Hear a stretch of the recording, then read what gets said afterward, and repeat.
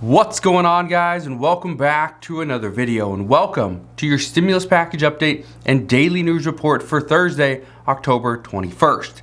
There has been a lot of discussions over the past few days regarding the upcoming infrastructure bill, what's also known as the stimulus package. There's been a lot of negotiations going back and forth. Do we add this? Do we add that? Do we cut these things? Well, we got some updates for you for that.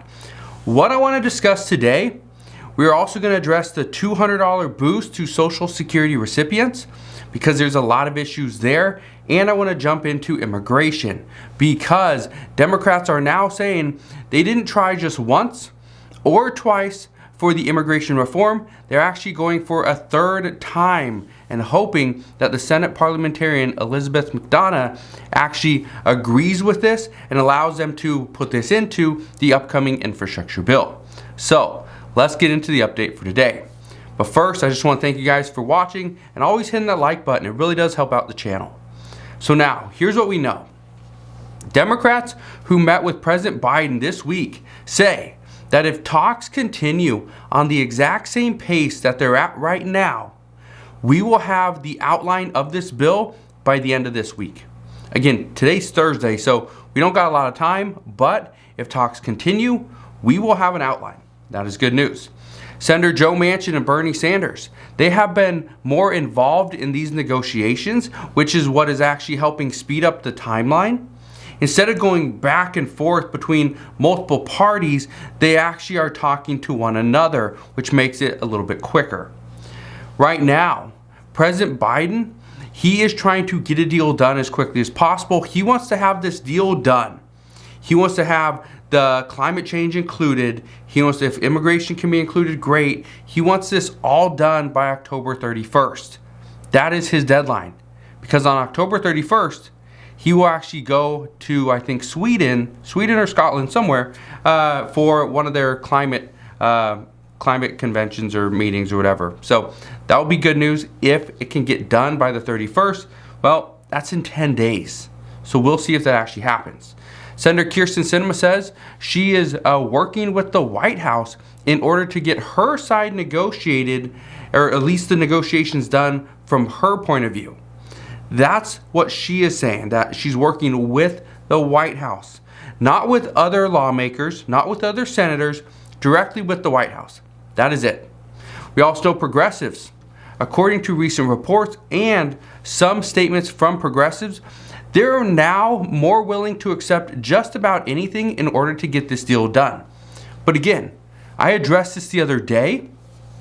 If we don't see all the 5 pillars from progressives in this bill, the 5 main priorities, if we don't see them in this bill, they're going to push those into the next bill, the next stimulus package or budget reconciliation sometime in 2022. So just because it doesn't get included today or this week doesn't mean it will never happen. It just means, again, we have to wait. So the reports are, though, progressives are willing to accept just about anything in order to get this deal done. Now, here's something I want to bring to your attention. Over the past several months, progressives have said that they are pretty much at the all or nothing phase. It's all or nothing, and that's the approach that they wanted to take. Well, that doesn't appear to be the case any longer. Progressives just want to get the deal done. Progressives are still going to push for more, yes, but they will actually settle for less if it comes down to it. That is at least according to the reports just this morning. They wanted 4 years of the child tax credit payments, but currently they've settled on just 1 additional year. 1 additional year is still a win because this is a program that was actually ending. So instead of cutting it entirely, having 1 additional year is still a win according to progressives. They wanted to fully expand Medicare. This means bringing the age from 65 down to 60, including vision, dental, and hearing. But at this time, they will agree to just vision, hearing, and dental. But if they can include the age, they would. Here's something else. We are not sure if the $1,000 stimulus debit card is still here. We don't know if that's still part of the discussions. Most expect it is, but Will it still be for $1,000? The expectation is it could see a cut. We could see this go to only certain people. We could see that, all right, certain people are going to get a maybe $1,000 stimulus debit card. Others might get a little bit less. We could see cuts to the benefits. We could see increases to premiums.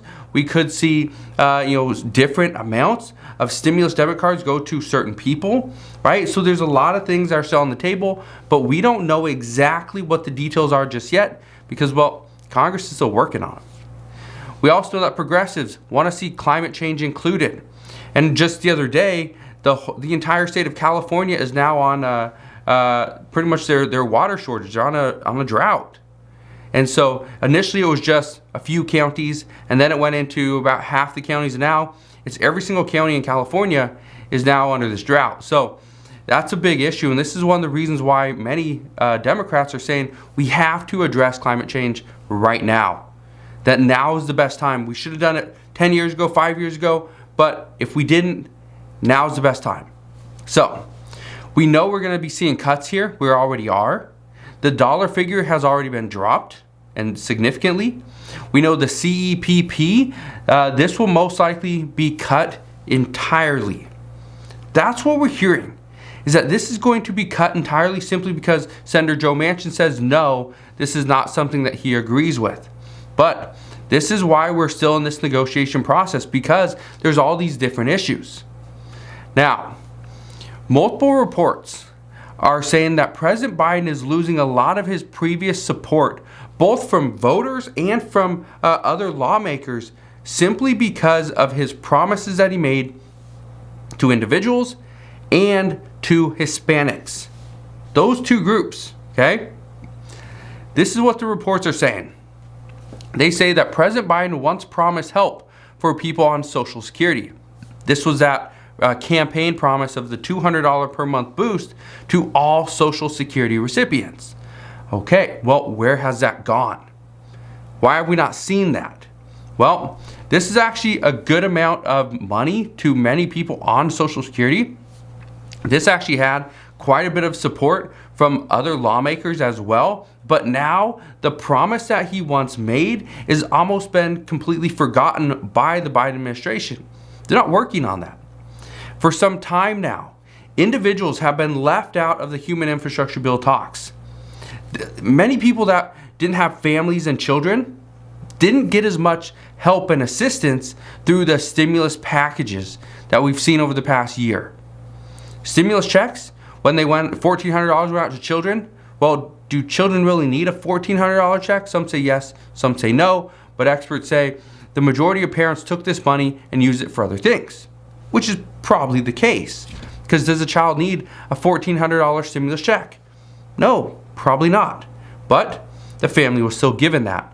Individuals didn't get that option.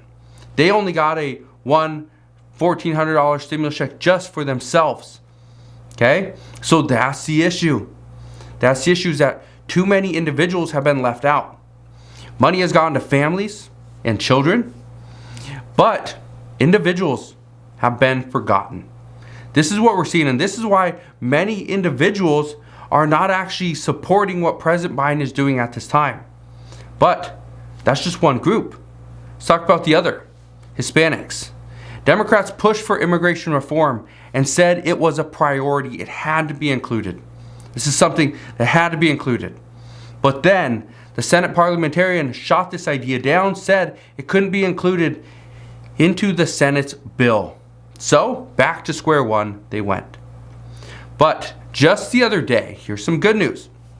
We actually found out that Democrats are pushing for a third time to see the immigration reform bill go through. Here's how this is going to work. According to Democratic Senator Bob Menendez, he said that the hope is to find a way to get immigration pathway included into the budget reconciliation bill, or this could be a deal breaker. So even though we're getting everything else finalized, or somewhat finalized, the issue is, will Democrats accept this bill if immigration can't be included? Right now, some say no. Some say no. that even though everything else is going to be yes, all right, deal, approved, good, yep, that's great, but then we go to immigration, it's like, we can't get it included. So some say they will not vote for the bill if it is not included. But again, these are senators. Democratic senators are saying they will not vote for this bill if they can't get immigration included. Well, if a senator, Democratic senator, votes no, that simply means the bill will not pass. Here's something else Senator Menendez said. He says that this is the only way to get immigration reform included. It's going to be almost impossible to get this to pass with bipartisan support from Republicans, so the only way is through a budget reconciliation. Here's the new plan. The new plan is to actually include immigration and expand temporary legal status and work permits. Okay, this would actually be more of a parole option for about 8 million undocumented immigrants, and it would give them the ability to work. This would also give them legal status in the U.S. for about 5 years, and it could be renewed for an additional 5 years after that. And Democrats are hoping that the Senate parliamentarian can find a way to say yes this time. Now, in other news, okay, here's what we know. Treasury Secretary Janet Yellen says we need to increase the pay of many workers. This is the only reason why people are not coming back to work. We also know gas prices here in the United States have been increasing more and more. The average gas price here in the U.S. was $3.30 on Monday.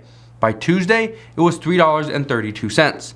Experts say that the three highest states for as far as gas prices, California, Hawaii, and Nevada. California is at $4.45, Hawaii $4.13, and Nevada $3.90. Right now, experts say we need to worry about gas prices because this is something we all use. We need to understand that our income, our wages affect us all entirely differently, but at the same time, they can hurt us or they can help us. So you need to find a way to make more money and spend less. That is the key. So let me know, how much does it cost you to get 1 gallon of gas where you live? For me, it's right about $3.75. So that is where we're at right now. But again, as I know more, I promise I'll come back on and share more. I just want to thank you guys for watching. Have a wonderful rest of your Thursday. Consider subscribing, and I'll see you guys on the next one.